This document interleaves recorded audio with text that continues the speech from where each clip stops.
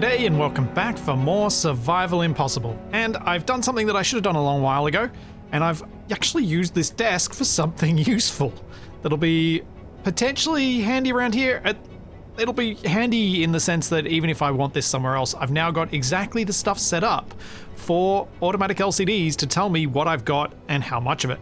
Because right here, what I have is this LCD updating as it should with the script to show the base storage and how many plates and how much iron is left, and the train storage and how many steel plate it's already loaded up with. So you can see the train storage is loaded up with the 20,000 it's supposed to, and that is just checking the cargo containers, these large ones on there. It's not checking any of the other stuff that's on the train, just those.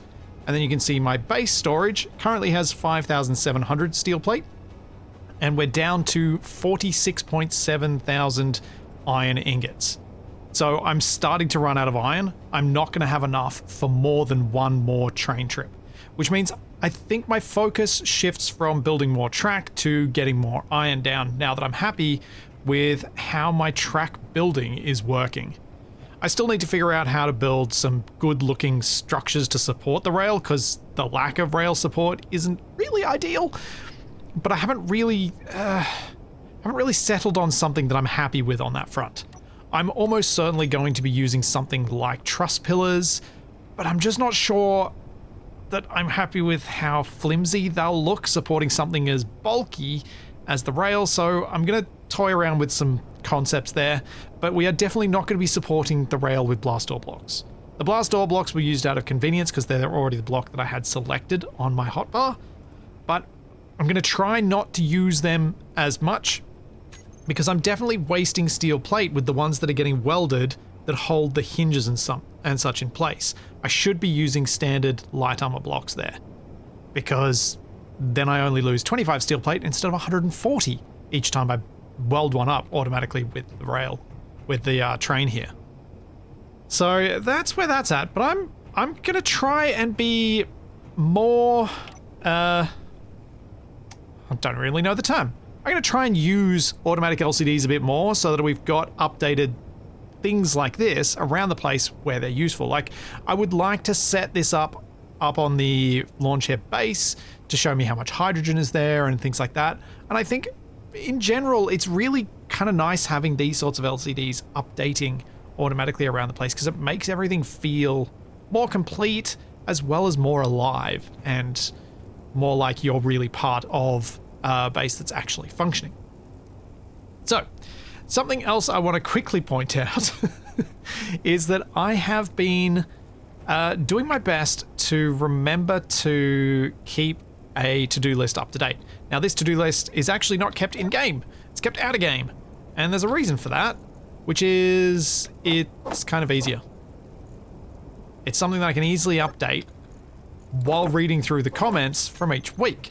And I update it as I go, and hopefully that means I've got something to reflect back on while I'm recording and can not forget some of the more important tasks that I have been forgetting. One of those important tasks that I have been forgetting is the lack of a safety device on my train. And I would really like to put one of those on here, something that hopefully will give me a bit of an emergency brake if there's no rail in front of the train. Also, I wanted to do that, because that's what this train is called. And it conveniently fits between those safety rails. Because yes, it is the Big Mac. And I could probably put that on a few spots. Like I can't fit it there because I've got the extra supports under that. Doesn't really give me the space, but I could put it on the back here. That might not be a bad spot to put it as well. There you go. Got Big Mac written on there twice. This is because people pointed out that this looks a bit McDonald's in its colors, and I felt like calling it the Big Mac made a more fitting name. So the idea I had in mind for a safety device for the train was to basically put a sensor on here that could detect whether there was rail immediately beneath this bit of the train. Now obviously that doesn't give much time for the sensor to detect a lack of rail before the first bogey will be partially over that bit, because the sensor is going to detect immediately in front of it plus further in front of the train. It can't shift its sense range to be further in front, which is a bit of a problem. I'm not sure how else to deal with this other than using sensors. Because I genuinely can't think of another way that might work.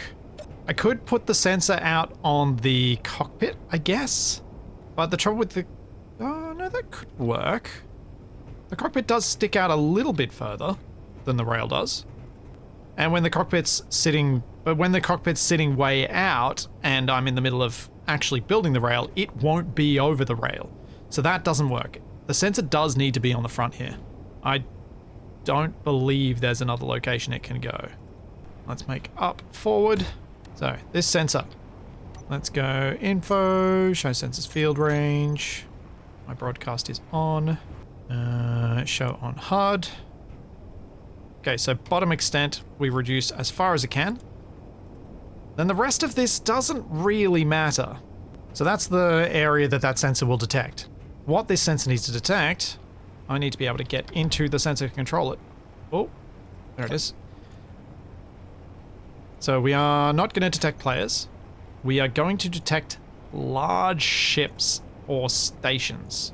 Yeah, it's going to be large ships or stations and any of those things. So whenever there's track there, the sensor will be active. As soon as the sensor deactivates, what I need is an emergency brake to be applied. So I'm going to try and sneak that emergency brake in somewhere in here. And the idea that was given to me a while back for an emergency brake that I like the most is basically a piston and a landing gear or a mag plate. And that piston extends to the level where the mag plate will automatically lock to the rail. The reason I like this particular approach the most is that I think it's the one that provides instant stopping, even though I will also make the sensor depower the wheels and apply and turn off the subgrid wheel control script and apply my handbrake to all the wheels. But I think the landing gear would be the quickest lock that I can get. And I thought I might be able to fit it in amongst the batteries there or in amongst these cargo containers, but it's not really liking me. So I thought I'd be able to squeeze it in up there. I may have to approach this from the top because it's not giving me clearance. Then for the purposes of symmetry, let's have two. No other reason whatsoever. This will be big, mag, safety, lock, Energy piston. low. And I probably want to unlock from those connectors and move the train a little bit forward so that I can see where the rail actually sits rather than where the connector sits for these pistons. There we go, we'll stop there. Oh, getting in here to build is going to be awkward, to say the least. Oh, I think that's good. Alright, so that mag plate is currently unlocked. So this piston, I need to set up its values. So what I want to do is set up the piston so that it's got a minimum and maximum that makes sense so it doesn't end up pushing the train off the rail as it does stuff. Okay, so both my pistons are set at 0.48 as their minimum distance. Now this mag plate is not ready to lock, but if I go piston, grab these, set their maximum distance, I think only to 0.8 is going to be enough. But I also want to set their velocity to fast. So if I hit reverse, there we go, it has locked. And it comes out fast. And it is meant to come out really, really fast. Because this is an auto safety lock. So the idea would be, when the safety is triggered, those pistons extend, the auto lock is on, and it just locks and stops the train in its tracks. Literally. We got the two locks, and then I'll have to manually unlock it, switch everything back on, be safely in control of it and all those sorts of things so that I can't, hopefully can't get more than maybe one of these wheels off the rail before it happens. So let's get in control of the train and see if I can access all those things and get the sensors working properly. Auto lock is on, the safety is ready to go. Now let's check the sensor. So the sensor, set up actions. So make a group of these safety pistons, Big Mac safety pistons. This means if I add any extras or if I change it, the group will still function and I don't need to set up each individual piston, and that should prevent some issues, maybe. Set up actions, groups, safety. So when it triggers that there's nothing there, I want the pistons to extend. That's it. The rest of it is automatic because they'll lock, and the manual unlocks I could put somewhere on like hotbar 9 so they're hidden. So that will be safety mag plates, unlock, safety mag pistons, retract. Let's go test this out at the end of the rail. I'm going to leave the sensor detection range on, just so that we can see it, but let's see if this works. I am interested to find out. I can also do some welding as I go, so this isn't a completely pointless exercise. Sensor doesn't trip when I go over that segment, which is good. I was a bit worried it might. Sensor updates are not super frequent. I think it happens a few times a second, but I'm not sure what the exact update frequency is, but it's not so quick that if I was moving fast, this would stop me from coming off the end of the rail. At least not entirely. My hope is that I would not fall off the rail the whole way, but that maybe the front bogie would come off and then I can try and recover the vehicle using the rear car as ballast to pull it back on before it becomes a complete disaster. So it's not going to be a perfect solution, but hopefully it's a better solution than no solution at all. This will also be a nice test for future systems that I might want to set up, as a lot of you pointed out that while I may not want a flying drone, maybe I want a rail drone. And I do want a rail drone, because ultimately the hydrogen train that runs on this, I want that to be a rail drone. I want that to be something that I can step on, press a button, and go to the other station. And it just does it. So I may as well try and learn, while learning that, I may as well try and learn for that how to make an automated drone that operates slower, that goes back to the base, collects steel plate, and then comes back to the train. And that's going to probably have to be done with sensors, because it's going to need to detect when the train is in front of it to slow down and stop, and then I can manually bring it in the last little bit to connect up, which is going to be fun. I'm actually really excited to try and pull that off, but I think having a safety device like this, where if that automated thing gets too close to the small grid train in front of it, it drops a safety lock and just locks itself and stops.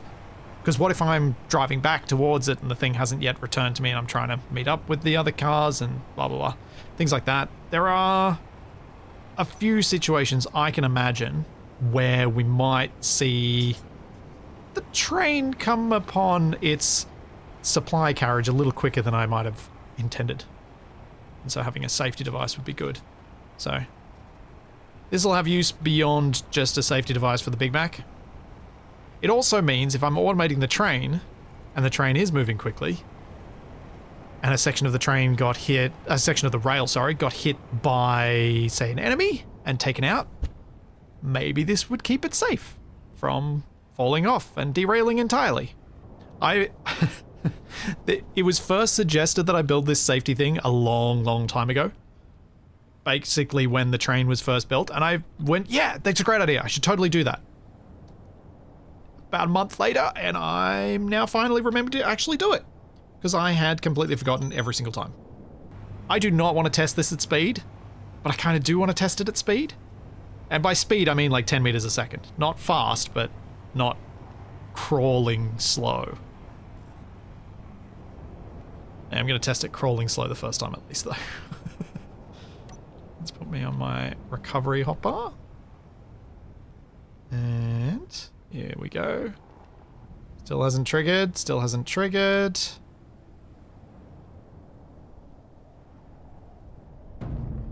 Oh! Okay. That triggered. Alright, let's go a little bit faster. Oh, okay. Okay. Yeah, look. As far as emergency devices go, it's not gonna be perfect. but maybe it will save the train from complete destruction. Because that was at 2.5 meters a second, and I've almost got the front wheels off, which is terrifying. But it also reminds me that I didn't completely set this up. Has other actions it needs to do, which are turn this off and remote handbrake on. Let's check if that works as well. We got the sensor active and then the sensor deactivates, and parking brake is on. All right, so we can unlock or retract, and I still won't be able to move until I turn the script back on, and then we can move. All right, well, it's a safety device. I love that the welder still tries to work when it's lifted up because the sparks go as it gets pulled up. It's just great. All right, show on HUD off. We have a safety sensor. It is functional. I do not have enough steel plate to be able to continue welding up the rail. So next job is to upgrade the ore drop pods. And I think what I'm going to do for that is hop into a creative build world, because there are some upgrades I want to do on it that are just a bit annoying to do, especially since I've deleted, by grinding down, all of the pods that were here on the planet, and it'd be nice to have a perfect blueprint ready to go when I get to space. So we'll head into a desk once I get back with the train, as I test to see if I can drive at 20 meters a second around this curve. Or close to, which is the fastest I've driven this yet. It is obviously unloaded, which makes it a bit safer. The heavier load will definitely put this more at risk. But we're going nearly 20 meters a second, and it held up really well. The proper hydrogen carrying train will be better weight balanced to be able to cope with the corners, so it should be able to go faster. This one, with the welders up there and all, like the bed bug and things like that, there's a lot of mass quite high, but the actual hydrogen train will have its mass really close to the rail, so it should be able to go even quicker with the same wheel setup. I hope. Hopefully I'm correct on that. And hopefully I get back before my water runs out, because it's really close, but I do have some in the cockpit. It's not a complete disaster if I have to drink before I park. Clonk. Wait a second. How did they lock? My landing gear's locked. Pistons aren't down. Oh, that's a problem. That's an annoying problem. Yeah, so my landing gears pick up the connectors, because the connectors have a bounding box that's slightly bigger than the blaster blocks, which means piston. Nope, that's not how you spell that at all. These need to retract a little bit further until that doesn't happen. Minimum distance 0.45. Let's try that. I might have to have the safety sensor turning on and off the auto lock for this, because I think, yeah, that now they're going to lock to themselves. Yeah, it's now locked to the train. Oh, that's annoying. Okay. That is a bit of a pain, because the mag plates were picking up the connectors. They couldn't remain in their deployed position, which means I have to have the ability to turn on and off auto lock and make sure it's set off before I can actually drive home to the train station, which means I need to put on this hotbar as well an auto lock on off. Auto lock needs to be off, and we need to be there, ready to go, and then when the sensor triggers, it'll hopefully make those lock, but they may not. But at least it'll turn off all the wheels and put the parking brake on them, so maybe that provides some safety too. But I really wanted the landing gear to work. But the margins I'm playing with here are just not big enough. There is part of me that would find it funny if I used something like hinges that swing down and grab the rail, but that's not going to be as quick. It's also going to be bulky and less reliable. So I wanted something that was nearly instantly able to activate, because the sensor can only be just barely in front of the first bogey as it currently is set up. But at least I got something now. So, with that done, let's go find somewhere nice and comfortable to do some building and finishing up this ore drop pod. And I think this looks comfortable enough. Let's go do it.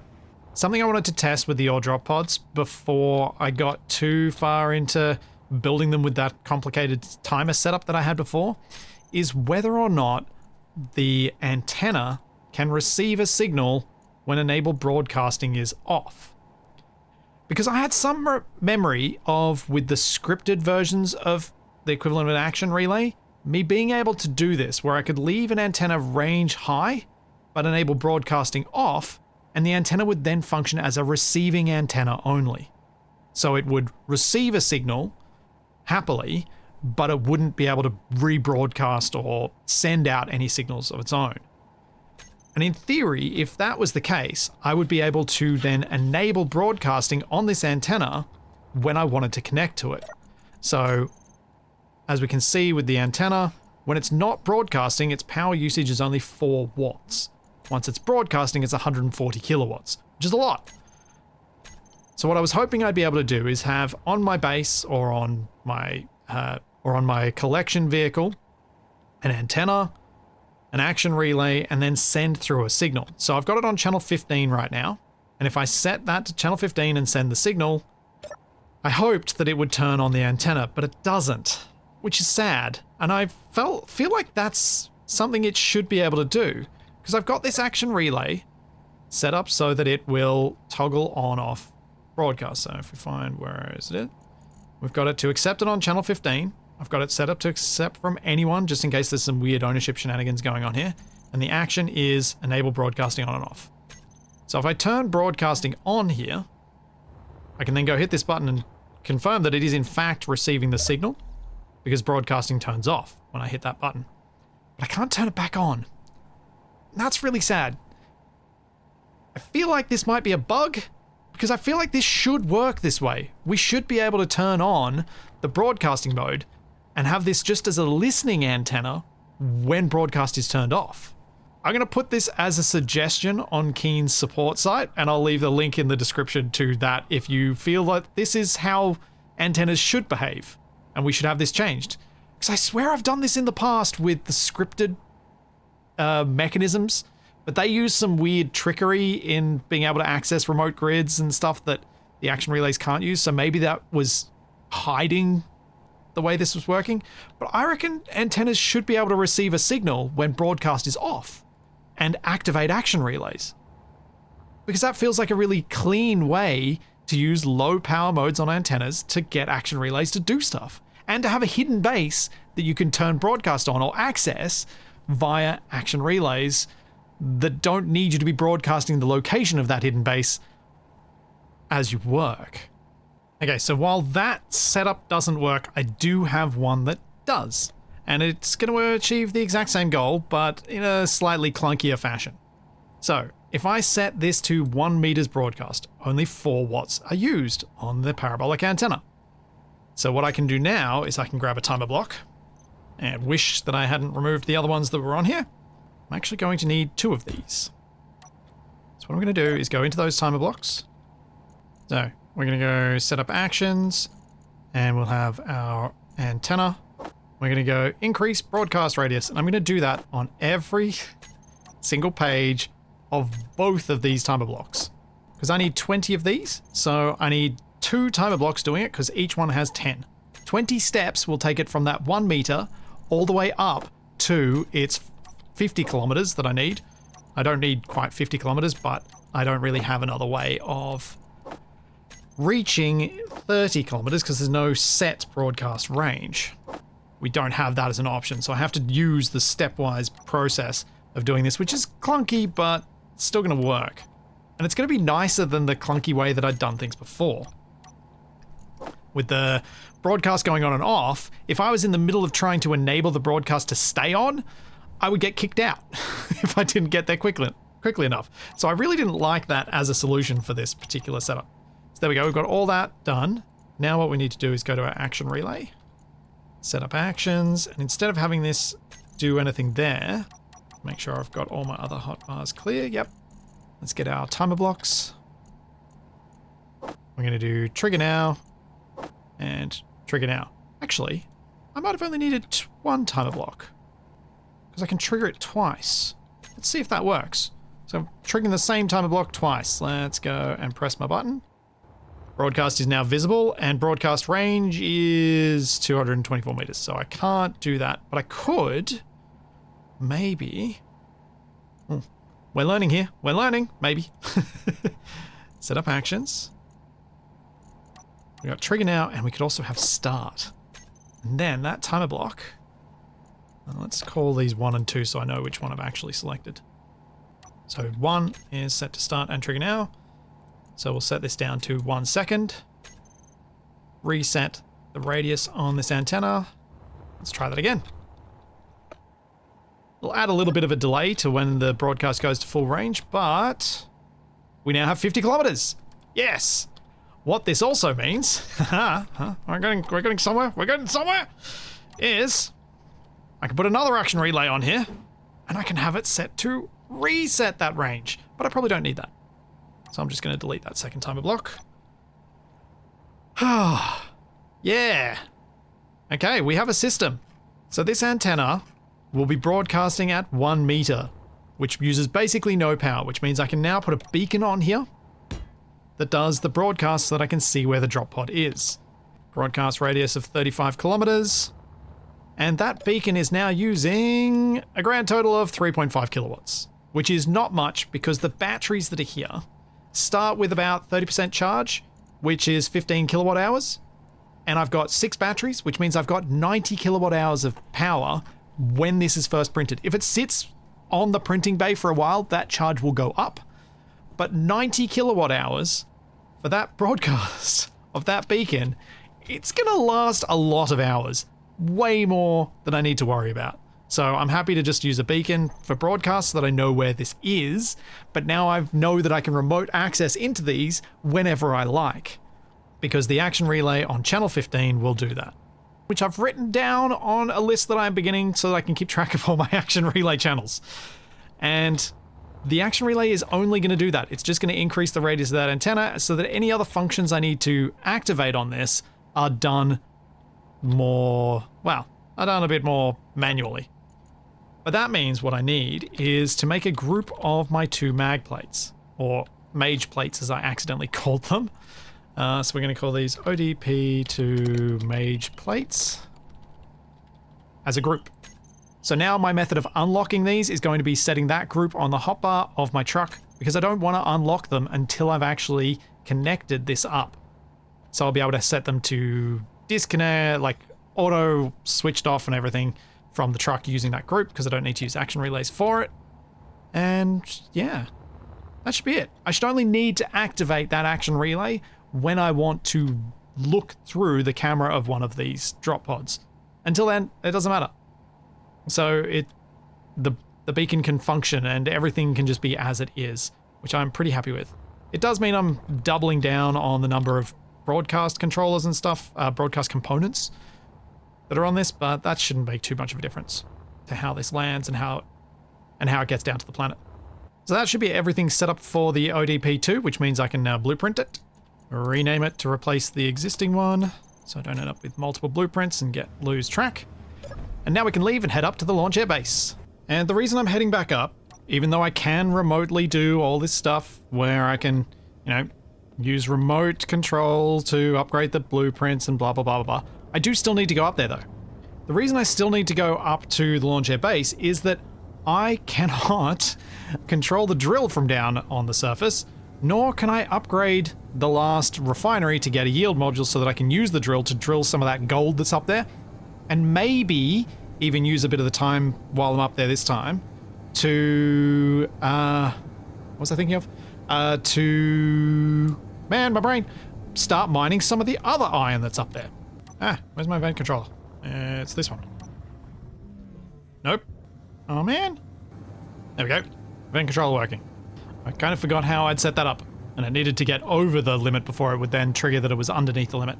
Yeah, we'll see how much I can get done before my rads build up to too high a level, but Hopefully I can get a bit of stuff done on the launch air base. And I would like to see just how much iron is left. I know there's going to be plenty of iron, or a decent amount of iron that's generated from the massive amount of stone that I'm going to mine up here. But I'm not sure it's going to be enough. Because I do need to get a lot. Now obviously if I remote in to launch air base and go to inventory and go for iron, we've still got 1.5 million. So I've still got quite a few drop pods to send down.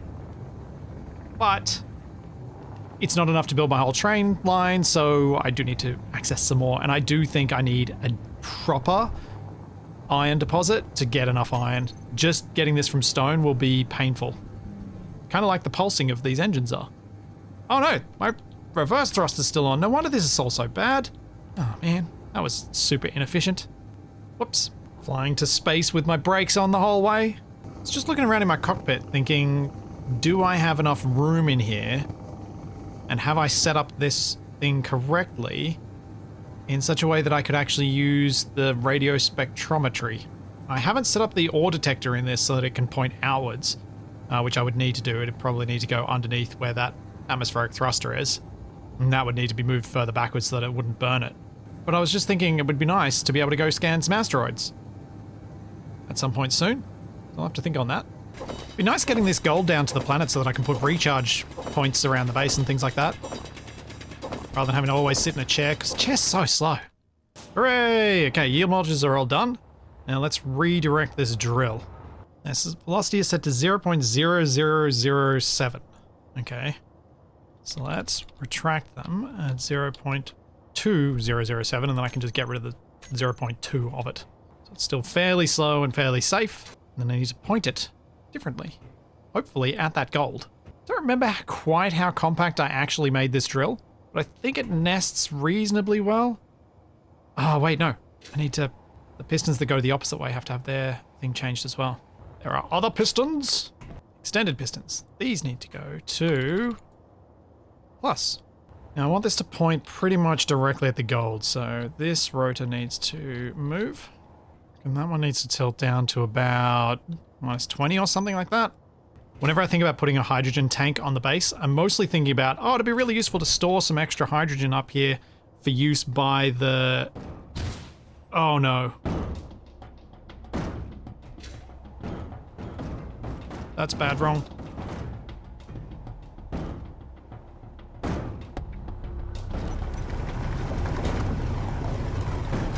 Oh, that's bad. I heard something break as well. I don't know what it was. I'm gonna have to find it in a second. Oh. Some of these conveyors were never built.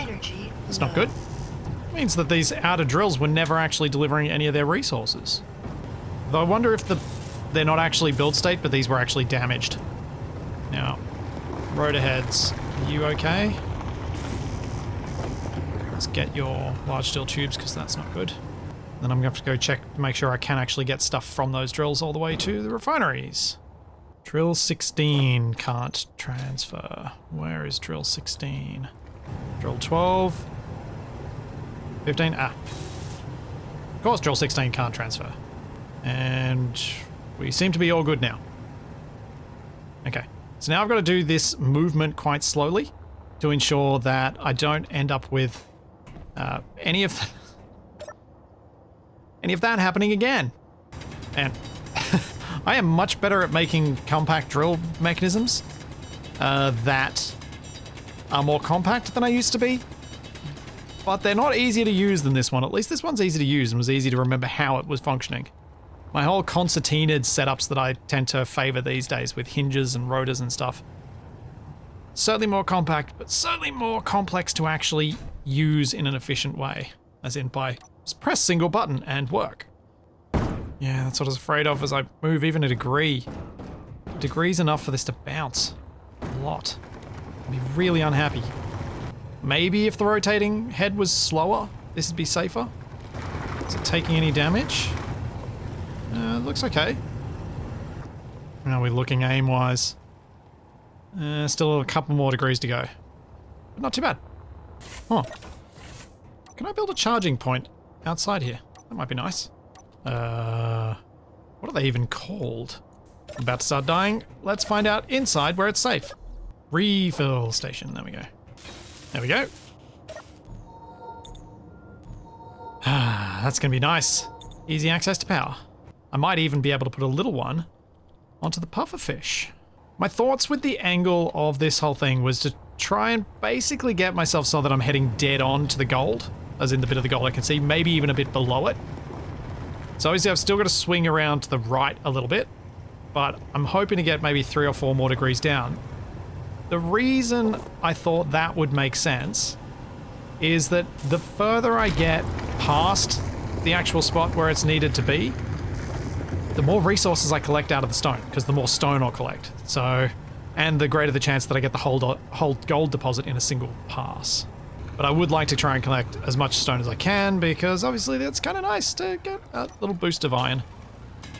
Because the only other iron deposit I've got here is fairly small, and is where I built my original drill array, which has to be completely rebuilt from scratch to be able to reach the iron where it's currently set up. Oh dear, oh dear, oh dear, oh dear, oh dear, oh dear, oh dear. Fuel low. This is bad. This is bad. I need a cargo access point quickly, and I can't fly. So if I fly, I die.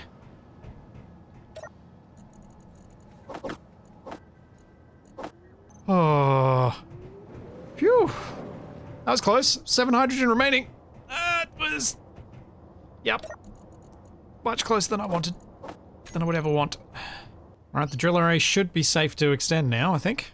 I'll just let it do another couple of passes at this position, but it looks pretty well targeted to me. Onto the gold spot.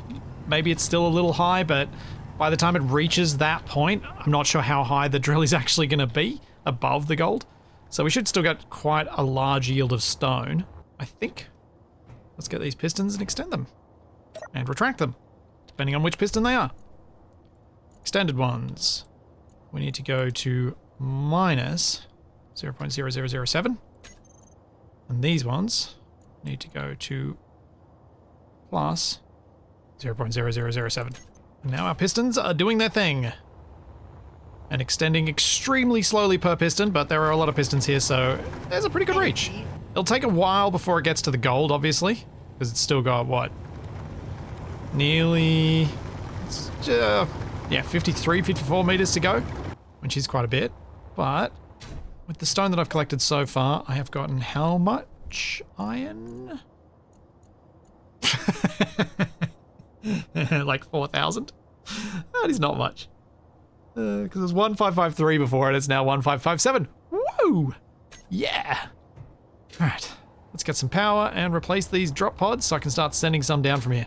Oh, before I do that, let's stand where the welders turn off. It's about to have potentially the projector projecting a very strange spot. And printing. But it actually looks pretty good. Not bad. I'm going to have to change the function of this particular action relay because it's wrong.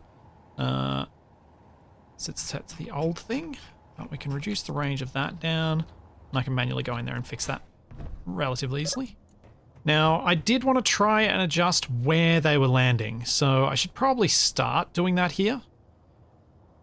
And from memory, I think I wanted to go further right. So let's spin this thing around a little bit further right.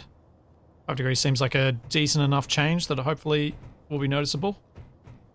And fire. Uh-oh. Uh-oh. What did I lose? That's not good. That has not happened before. I lost my merge block. That's bad. That's real bad. Why did it do that? Why this time? Right, I got that all welded up. Now... Vent controller.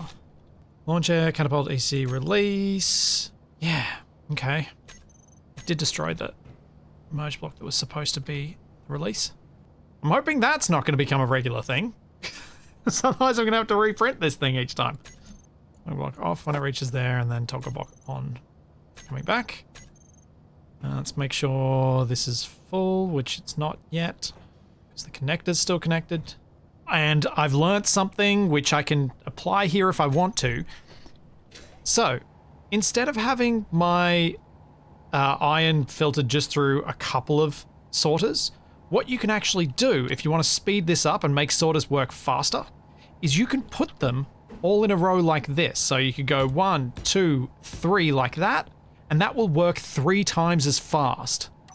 So you don't need to have them in parallel. You can have them in series and they will still up the speed of dumping materials across, which is going to be something I take advantage of a lot, because it's nice to be able to use vanilla solutions like sorters when you just need to move something quickly. Like say you've got the reason I've figured this out was for an ore pickup truck, where I want to load it up quickly, and I didn't want to have to use Izzy's because then I have to mess with it being at different bases and make it all set up properly, and that just seemed harder than just building 5 sorters. So I should be able to set something up here to make these fill much faster so that I can relaunch them much more quickly. Because this is very, very, very slow to fill up. Let's speed it up a bit. Alright. Please don't blow up this time. 3, 2, 1.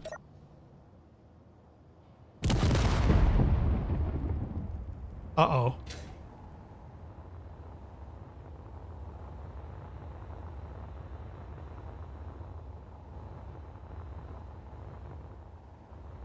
I lost... Inventory. No, I lost a whole container! I just lost 78,000... Why is the... Oh, this is bad. I don't know why the catapult's exploding now. I don't know what's changed. This is a major problem.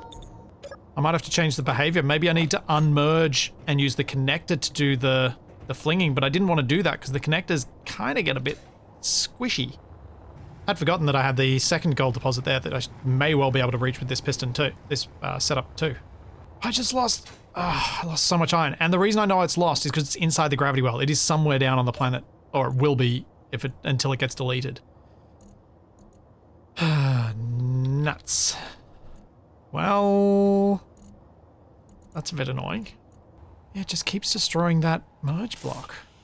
I'm gonna try not being on the platform because there are some things that the physics don't like having the regular updates that your player being nearby can cause. So I'll try and go in the control tower and watch from there and see if it works.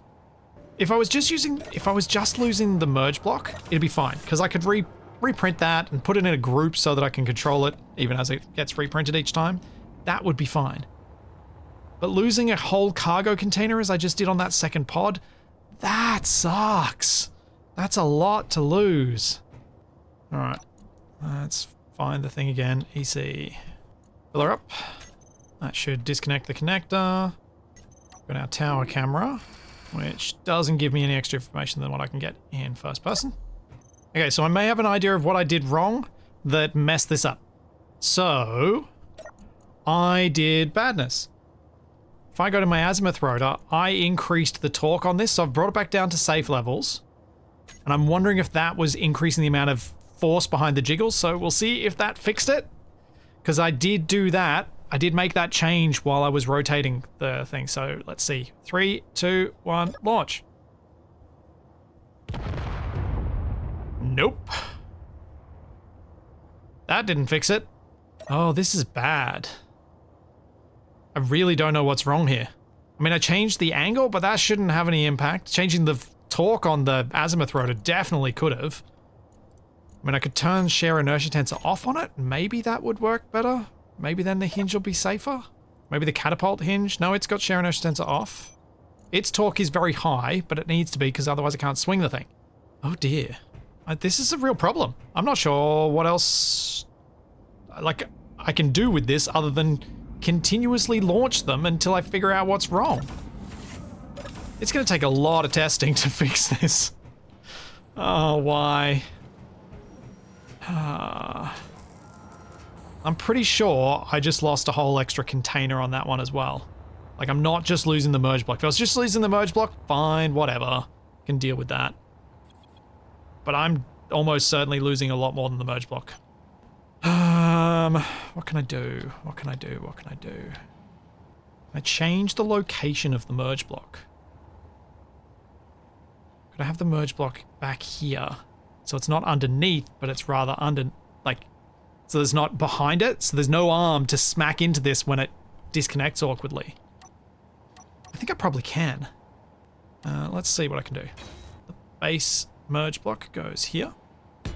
So I should now be able to grind this merge block out. The whole thing is jiggling an awful lot. That amount of jiggle is certainly not helpful. Merge block on the base. While the connector's still there. Control Shift B. We're going to rename this to ODP2. Fill up the cargo and waste some more iron. Because there's no point launching this and doing a test without it being fully laden with iron, annoyingly. Okay, here goes. 3, 2, 1, launch.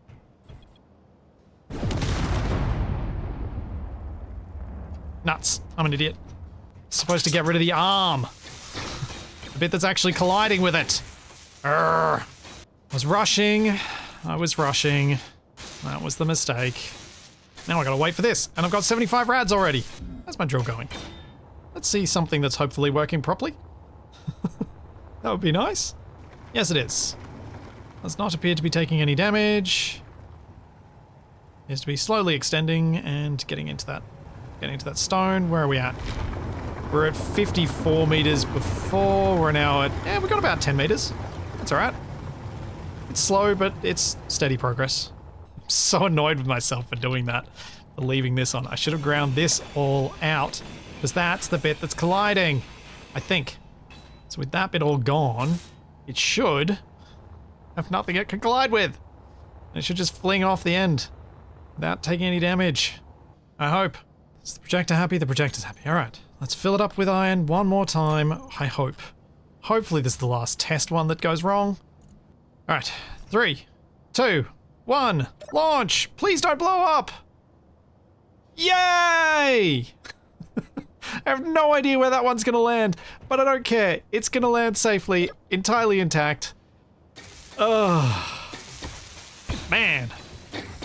That was an annoying problem to fix.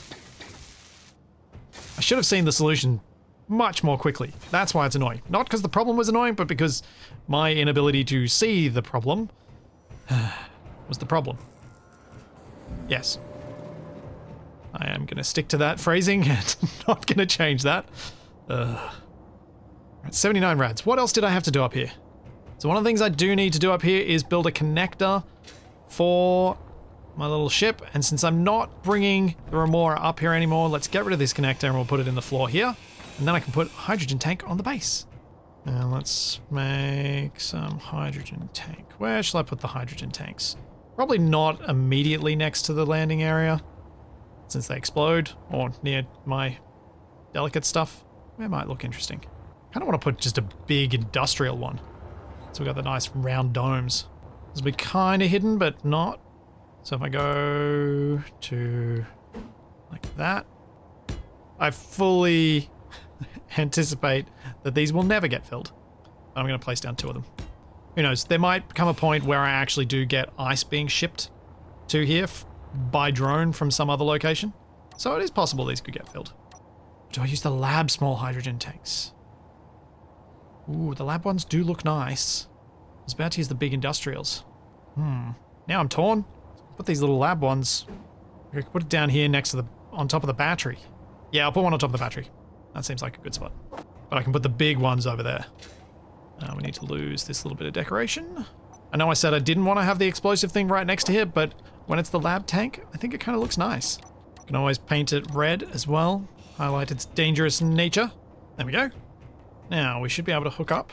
I think I'm going to leave this as a manual fuel transfer each time because I've got the pufferfish set up so that it, when docked, will put its tanks on stockpile. And I don't want to change that behavior.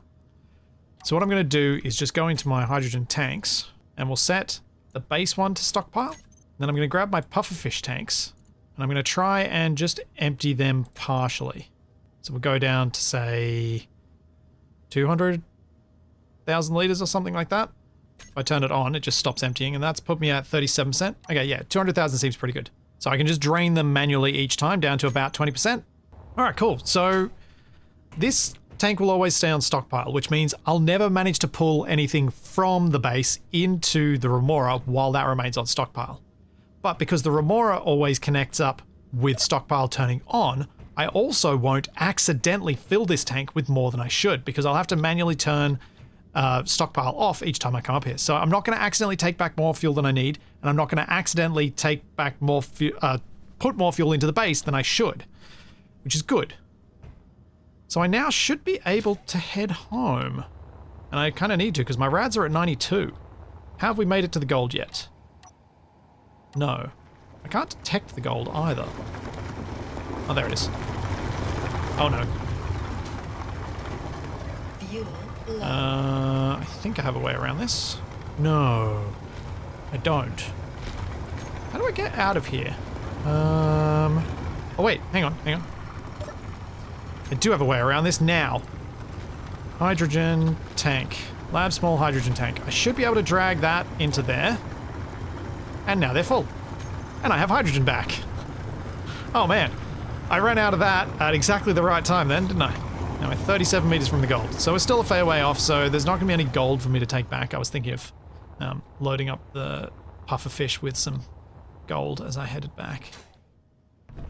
But I don't think I have much. Anyway, nah. 0.08. So we'll do that on another trip. And I'm not going to launch another drop pod until I've recovered all the ones that I've sent down, what remains of them, and see where they're landing. Okay. Well, that was more dramatic of a trip up here than I was anticipating. I really wasn't expecting all of that to explode on me. It's kind of annoying, but it is what it is. At least I think I've got a workable solution to it that should remain functional for a while. I hope. I hope that's fixed the potential for that to explode, because that is really, really not fun. So next time I hopefully should be able to get some gold down to the base, because that drill will have gotten to the gold, and I can put some recharge points in, but I can also come back up here, because I've got a supply of hydrogen now, even though it's a little bit. But I've got a bit of a supply of hydrogen. I can go and scout some of the other asteroids. So I can refit the pufferfish with the ability to scan from a distance using the radio spectrometry mod. So there's all that and plenty more to come, and I will see you then. Fire. Uh-oh. 3, 2, 1. Uh-oh. 3, 2, 1, launch. Nuts. I'm an idiot.